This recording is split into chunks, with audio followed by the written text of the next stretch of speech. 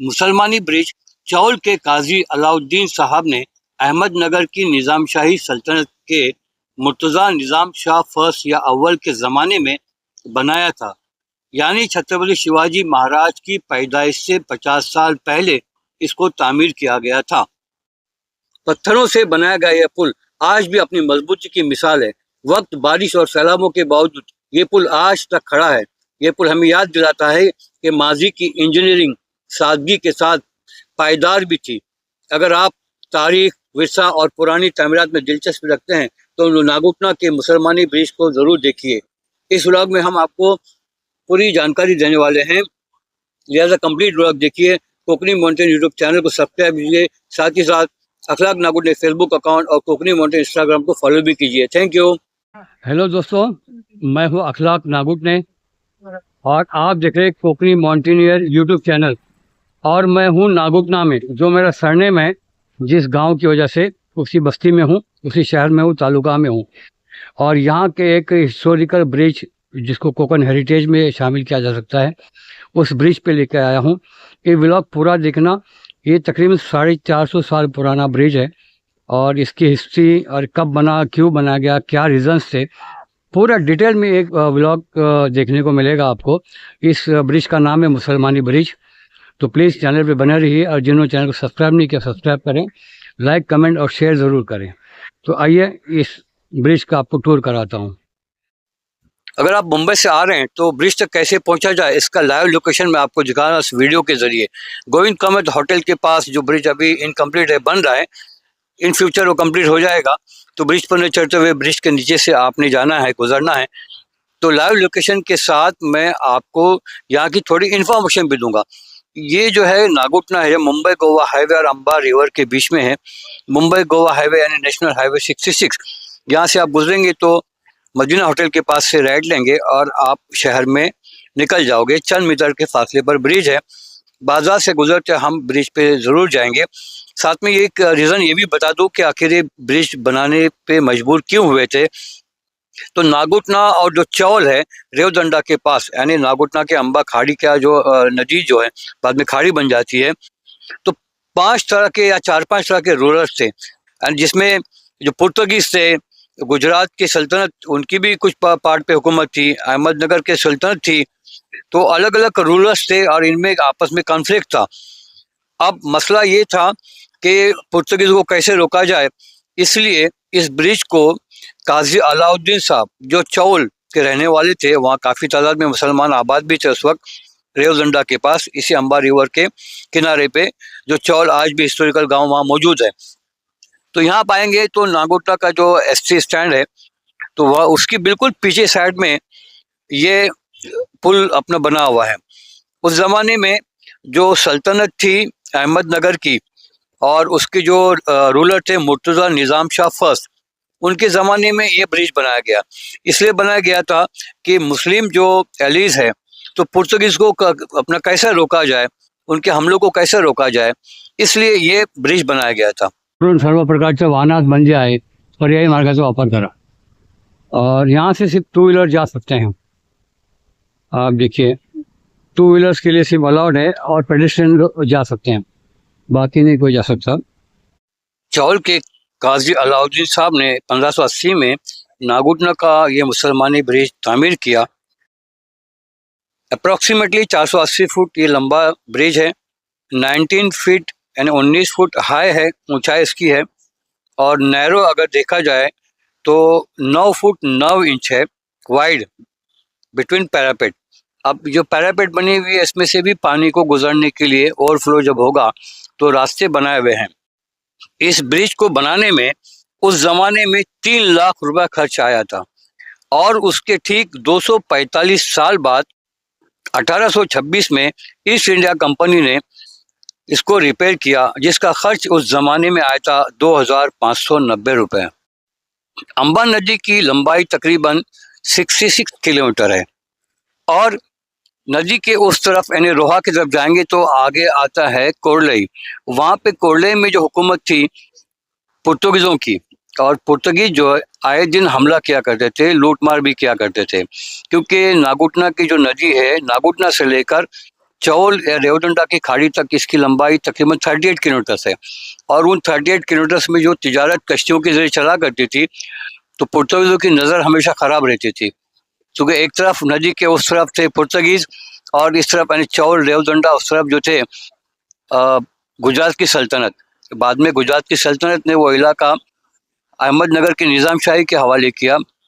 फिर अहमदनगर के निज़ाम शाह ने वो आदिल शाह के हवाले किया, वो भी मुगलों की मर्जी से, मुगलों की इजाज़त से भी किया। तो रूलर्स हमेशा चेंज होते रहे। तो पुर्तगीज़ों के बीच में और मुस्लिम रूलर्स के बीच में हमेशा तनाज़ात या कॉन्फ्लिक्ट्स रहा करते थे। अब इन पुर्तगीज़ों को कैसे कंट्रोल किया जाए और इनके ट्रूप्स नदी के पार उस तरफ कैसे जाए, क्योंकि बारिश हो या पानी हो तो मुश्किल होता है। तो ऐसे में काजी अलाउद्दीन साहब जो चौल के काजी थे, और उस ज़माने में तकरीबन अगर कहूँ तो 923 ईस्वी यानी आज से तकरीबन 1000 साल पहले देखा जाए तो वहाँ पे अरब ट्रेडर्स और ईरानी ट्रेडर्स और मुस्लिम जो थे वो रहा करते थे, और उनकी आबादी उस ज़माने में 10,000 थी। तो उनके लिए मुश्किल हो रही थी कि तिजारत कैसे करें और इन ट्रूप्स को कैसे कंट्रोल करें, क्योंकि गुजरात की हुकूमत कमज़ोर हो चुकी थी, कि वो मंगोलों से भी थोड़ा सा पंगा ले रहे थे गुजरात की सल्तनत के। तो फिर बाद में उन्होंने हवाले किया था अहमदनगर की निज़ाम शाही के हवाले किया था। तो निज़ाम शाह के ट्रूप्स जो थे या फ़ौजें किस राह से नदी के पार जाए, इसी मकसद से काजी अलाउद्दीन साहब मरहूम रहमतुल्लाह अलैह ने ये ब्रिज की तामीर की 3 लाख रुपए खर्चा करके, जिससे आसानी हुई कि जो कोरले में पुर्तगीज़ है वो उनको कंट्रोल करने में काफ़ी आसानी हुई। मुंबई से महाबलेश्वर जाने वाले ट्रैवलर्स या महाबलेश्वर से मुंबई तक जाने वाले ट्रैवलर्स नागुटना की ये खाड़ी तक, ये नदी तक आया करते थे, ताकि यहाँ उतर के फिर वो आगे का सफ़र कर सके। उस वक्त स्टीम लॉन्चेस या कश्तियाँ चला करती थी, और ये सिलसिला 1914-1915 तक चलते रहा। 1914-15 1914-15 के आसपास ऑटोमोबाइल इंडस्ट्री में इनकलाब आना शुरू हुआ। गाड़ियां बनने लगी, कारें खरीदने लगे लोग जिनके पास पैसे हुआ करते थे। जब गाड़ियां आई तो फिर रास्ते भी बनना शुरू हुए, और नदियों का, खाड़ियों का, दरियाओं का इस्तेमाल कम होने लगा। इसके लिए भी फिर बाद में नागुटना की जो इम्पोर्टेंस थी वो भी कम होना शुरू हो गई। आज के ज़माने में यहाँ पे इंडस्ट्रीज के जरिए डेवलपमेंट हो रहा है, जिससे रोज़गार के मौके भी पैदा हुए हैं। आइए अब मैं नदी में नीचे जाकर आपको ब्रिज दिखाता हूँ कि कितना मजबूती से इस ब्रिज को तामीर किया गया था। पत्थरों का सही इस्तेमाल और बड़ी मेहनत से और बहुत सादगी वाली इंजीनियरिंग से इसको तामीर किया गया, इसलिए 445 साल से आज तक ये ब्रिज 2025 तक टिका हुआ है। मैं लोकल गवर्नमेंट को खास मुबारकबाद दूंगा कि उन्होंने यहाँ पे हैवी व्हीकल्स या 4 व्हीलर्स को बंद किया है और ब्रिज का खास ख्याल रखा है। यहाँ पे सिर्फ 2 व्हीलर्स और पेडेस्ट्रियन ही जा सकते हैं। एक ज़माने में यहाँ से 4 व्हीलर्स भी जाया करते थे। मैं भी आज से 12-13 साल पहले बाइक से यहाँ इस ब्रिज से गुजरा था, और इसलिए ये अभी तक ये ब्रिज टिका हुआ है कि हैवी गाड़ियों को इन्होंने बंद कर दिया और सिर्फ 2 व्हीलर्स और पेडेस्ट्रियन को ही परमिशन दी हुई है। अब मैं थोड़ी सी रिक्वेस्ट करूंगा कि जो भी और भी ब्रिज का जो मेंटेनेंस होगा, घास फूस जो उगी होंगी उसकी भी थोड़ा साफ सफाई करें। कहीं पर कुछ अगर जॉइंट के बीच में प्लास्टर की ज़रूरत हो सीमेंट वगैरह की, उसको भी मतलब फील करें, ताकि ये हमारी कोकन का हेरिटेज जो है, धरोहर जो है हमारा, वो हमेशा के लिए कायम रहे और अगली जनरेशन को भी इससे कुछ सीखने का मौका मिले। वरना आज के ब्रिजेस हम देखते हैं किस हालत में होते हैं। चूँकि मैं इस ब्रिज का इम्पोर्टेंस बता रहा हूँ, इसलिए और डीप थोड़ी इन्फॉर्मेशन भी आपको देना चाहूँगा। यहाँ पे जो वेसल चला करते थे या सामान ले जाने जो कश्तियाँ हुआ करती थी, उसमें 2 तरह के एम्प्लॉयज़ हुआ करते थे। एक थे फाटेमारीज और दूसरे थे मकवाज। फाटेमारी जो थी उनका मोस्टली यूज़ होता था राइस और सॉल्ट ये ले जाने का काम करते थे, दूसरी जगहों पे बेचा करते थे ले जाकर। और जो मकवास थे वो क्या करते थे, राइस और फायरवुड ये 2 तरह की चीज़ें बेचा करते थे, यानी जंगली लकड़ियाँ जो जलाने वाली वगैरह, तो वो सप्लाई किया करते थे।